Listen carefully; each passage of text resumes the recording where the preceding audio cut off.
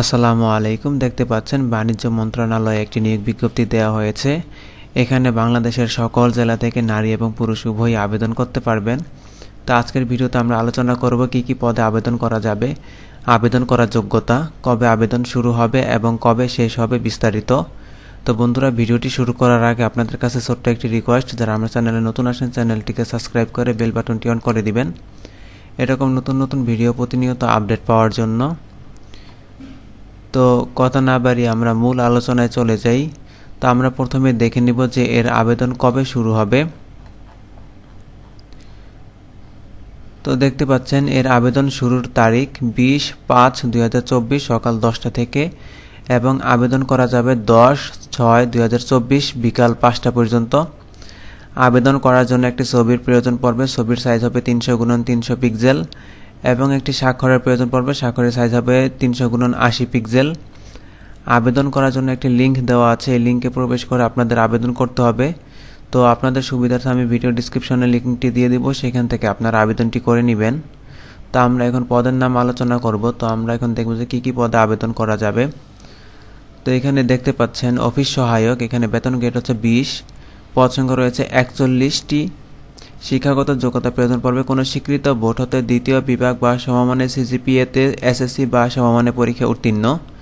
এই পদে ঢাকা, গাজীপুর, মুন্সিগঞ্জ, ফরিদপুর, মাদারীপুর, শরীয়তপুর, কিশোরগঞ্জ, টাঙ্গাইল, ময়মনসিংহ, শেরপুর, চট্টগ্রাম, বান্দরবান, কক্সবাজার, ব্রাহ্মণবাড়িয়া, কুমিল্লা, খাগড়াছড়ি, ফেনী, লক্ষ্মীপুর, রাঙ্গামাটি, জয়পুরহাট, নাটোর, বগুড়া, দিনাজপুর, মাগুরা, নড়াইল, চুয়াডাঙ্গা, মেহেরপুর, বরিশাল, ভোলা, ঝালকাঠি, পিরোজপুর, পটুয়াখালী, সিলেট, মৌলভীবাজার, সুনামগঞ্জ এবং হবিগঞ্জ জেলার প্রার্থীরা আবেদন করতে পারবেন।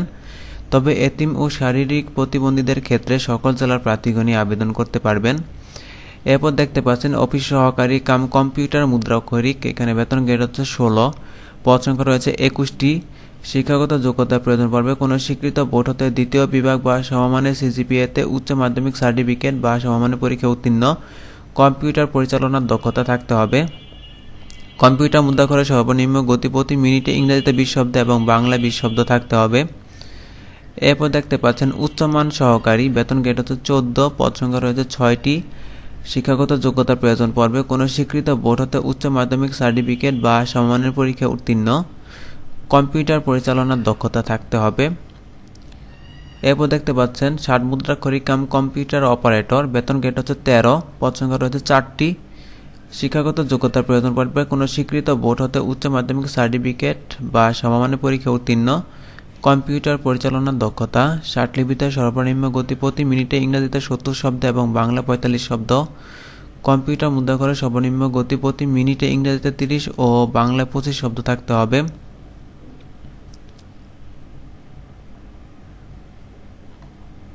তিন থেকে 5 নং পদের জন্য ঢাকা, গাজীপুর, নারায়ণগঞ্জ, শরীয়তপুর, কিশোরগঞ্জ, টাঙ্গাইল, ময়মনসিংহ, জামালপুর, নেত্রকোনা, চট্টগ্রাম, বান্দরবান, কক্সবাজার, ব্রাহ্মণবাড়িয়া, চাঁদপুর, কুমিল্লা, ফেনী, নোয়াখালী, রাঙ্গামাটি, রাজশাহী, পাবনা, সিরাজগঞ্জ, নওগাঁ, নাটোর, চাঁপাইনবাবগঞ্জ, বগুড়া, রংপুর, দিনাজপুর, লালমনিরহাট, নীলফামারী, খুলনা, যশোর, মাগুরা, কুষ্টিয়া, মেহেরপুর, ঝালকাঠি, পিরোজপুর, বরগুনা, সিলেট, মৌলভীবাজার, সুনামগঞ্জ এবং হবিগঞ্জ জেলার প্রার্থীরা আবেদন করতে পারবেন।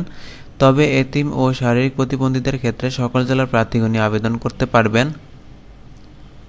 এরপর দেখতে পাচ্ছেন 60 লিপি কাম কম্পিউটার অপারেটর, এখানে বেতন গ্রেড হচ্ছে 12, পদ সংখ্যা রয়েছে 1টি।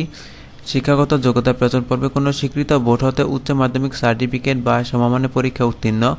কম্পিউটার পরিচালনার দক্ষতা 60 লিপিতে সর্বনিম্ন গতি প্রতি মিনিটে ইংরেজিতে 80 শব্দ এবং বাংলায় 50 শব্দ। কম্পিউটার মুদ্রাক্ষরে সর্বনিম্ন গতি প্রতি মিনিটে ইংরেজিতে 30 শব্দ ও বাংলা 25 শব্দ থাকতে হবে। এরপর দেখতে পাচ্ছেন 60 লিপি কাম কম্পিউটার অপারেটর পিএ, এখানে বেতন গ্রেড হচ্ছে 11, পদ সংখ্যা রয়েছে 1টি। শিক্ষাগত যোগ্যতার প্রয়োজন পড়বে কোনো স্বীকৃত বোর্ড হতে উচ্চ মাধ্যমিক সার্টিফিকেট বা সমমানের পরীক্ষা উত্তীর্ণ। কম্পিউটার পরিচালনার দক্ষতা 60 লিপিতে সর্বনিম্ন গতি প্রতি মিনিটে ইংরেজিতে 80 শব্দ এবং বাংলায় 50 শব্দ। কম্পিউটার মুদ্রাক্ষরে সর্বনিম্ন গতি প্রতি মিনিটে ইংরেজিতে 30 শব্দ ও বাংলায় 25 শব্দ।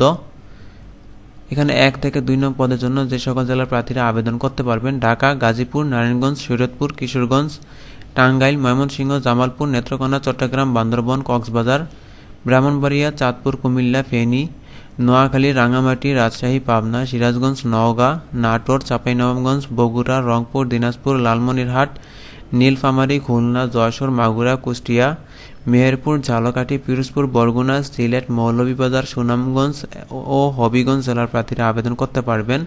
তবে এতিম ও শারীরিক প্রতিবন্ধীদের ক্ষেত্রে সকল জেলার প্রার্থীগণই আবেদন করতে পারবেন। তো মূলত এই ছিল আলোচনা। তো আমরা এখন দেখে নেব যে আবেদন করার জন্য কত টাকা জমা দিতে হবে এবং কিভাবে টাকাটি জমা দিতে হবে।